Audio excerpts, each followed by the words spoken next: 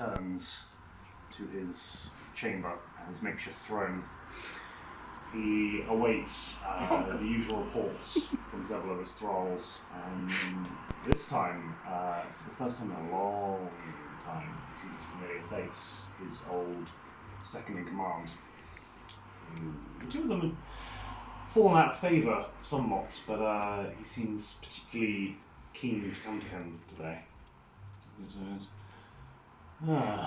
Vinron, it's been quite some time. As I understand it, you're up to your own devices, gallivanting about on the surface. What brings you before me? Vinron looks around, wild-eyed and fresh blood dripping from his eyes. Yes, well, you see, there was some troubling developments last night, and I didn't know who else to turn to. Troubling developments, you say? How so? Well, where to begin? You're familiar with the visitors in your city? Yes, we've had some dealings. What of it? Well, there was a giant eagle. Giant eagle? What in the hell's you talking about? Well, I was just there, and I was looking over some of the filthy little gnomes that have been investigating the area, and I might give myself some easy prey, and the next thing I know was just this horrific kind of thing, and it comes swooping down from behind me, and I attack out of the way. You see, slow down, man. Where is this coming from? You've been on the old blood again, haven't you? No, I can't let this stuff all go. No. I'm not listening, my lord, you see. There was this eagle. It was a giant eagle, and it came right upon me on the rooftop, and for a moment, my eternal light flashed before my eyes, all 500 years of it, and I ruled out of the way, and he was carrying a man upon his back. A very strange man, I'd never seen him before. Right, You know you've been gone for quite some time, and there have been rumors as to your whereabouts and activities. I'm starting to think some of them might be true. No, my lord, you see, you don't understand. The eagle dropped the man off somewhere. I was trying to film him, disappeared over the tree lines.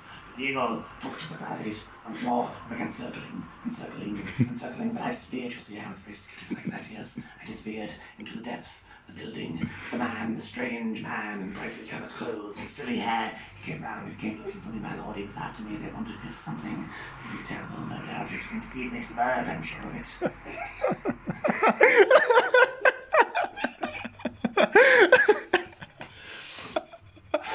Kannoth was utterly bewildered. So one of their group came looking for you. Yes, I told them as such. Yes, the man. What's it looking about? Yes, I instructed them that you had one of the master keys for the Infinity Vault. I instructed them to find you, told them your true name, so you would know to trust them. That makes a lot of sense when you think about it, actually. I haven't considered that.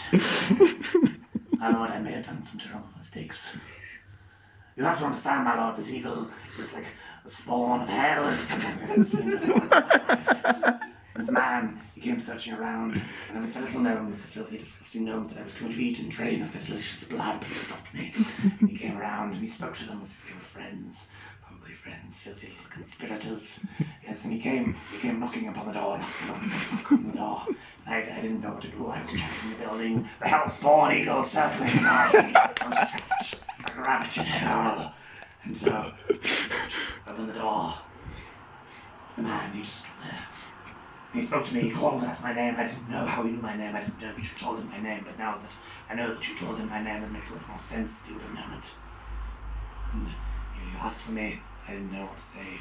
Ooh. So I just stood there in the darkness, waiting, thinking, if he comes inside, then he'll be mine, and I will feast upon his delicious blood, and he'll sustain me. But he wouldn't come in, you see, no doubt, to stay in the view of his monstrous eagle. And I lost sight of him from when he disappeared around the building, and I thought, bide your time, wait for the eagle to tire and disappear, and you can slip away into the shadows and return to your glorious master and give your report. Right, yes, that makes perfect sense, I suppose. Did this man find you? The group were actually looking for you. Well, my lord, you see, the man, he came around to the other side of the building, and I was watching through the windows, but I hid in the darkness, and he didn't see me. I saw him, but he couldn't see me. And then he must have given some sort of invisible command. No, he shouted. I heard it clear as day. He shouted to the skies, called the monster forth. He swooped the building, and the entire foundations shook with terrible thunder, and it was tearing the building apart piece by piece. The eagle tore down the building. No, my lord, you see, they tried to, but the building's foundations were strong and they could not tear it down. The bird tore chunks of the roof off, and then took them away somewhere far away I could not see. But when it returned, it did not have the roof parts anymore. It was taken from for its own nefarious purposes, I'm sure. Regardless, continue your story. Yes, well, the man called out to me again, saying he would fend off the bird's hellspawn if I would only surrender myself. And he said he wanted to talk, and I repeated back to him, talk. For some reason, he didn't hear me. He thought I said dog. There was a miscommunication. I remained still, waiting to see if this miscommunication would resolve itself somehow, still waiting for the man to surrender himself to me alone, so that we could talk. The hellspawn eagle eventually came down somewhere. I heard the great whoosh of its colossal wings, and the man mounted the eagle. But then, in an instant, the eagle, it transformed, my lord. It was not an eagle anymore, but a man made of the most glorious shining metal I have ever seen in my life. Polished to a pristine level like you wouldn't believe. The eagle transformed into a man.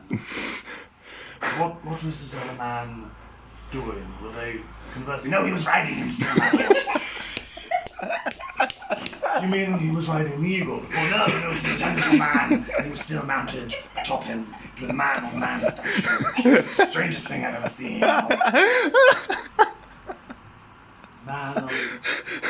Pray tell, what did this wonderful man-on-man structure proceed to do? He ran off as far and as fast as I've ever seen. Trails of dust in his wake, crying out for some hurrah.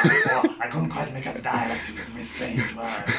But his cries continued far into the distance. The filthy little gnomes, meanwhile, they were as bewildered as I. We all shared a wonderful moment of confusion and silence.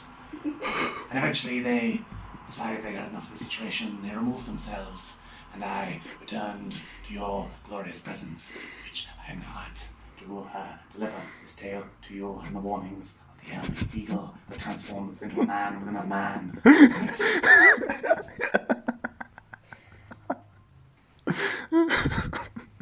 Vinron, I'm going to make this perfectly clear. Yes, my lord, what would you like me to do? Shall I dispatch the men to restrain this abomination, or bring it before you, and we shall spill its unholy blood within? No, that won't be necessary. I would like you to get out of my chambers and never return. I'm sorry, my lord, I don't think you understood the story. Let me start again. There was this eagle. No. Take him away. No, my lord, you don't understand. The hellspawn, the eagle hellspawn, it comes for us all. Trails off into the distance. Kannoth gives a long, deep sigh. A drink, that's what I need, a drink. As he departs his chambers, having had his report for the day. Hey!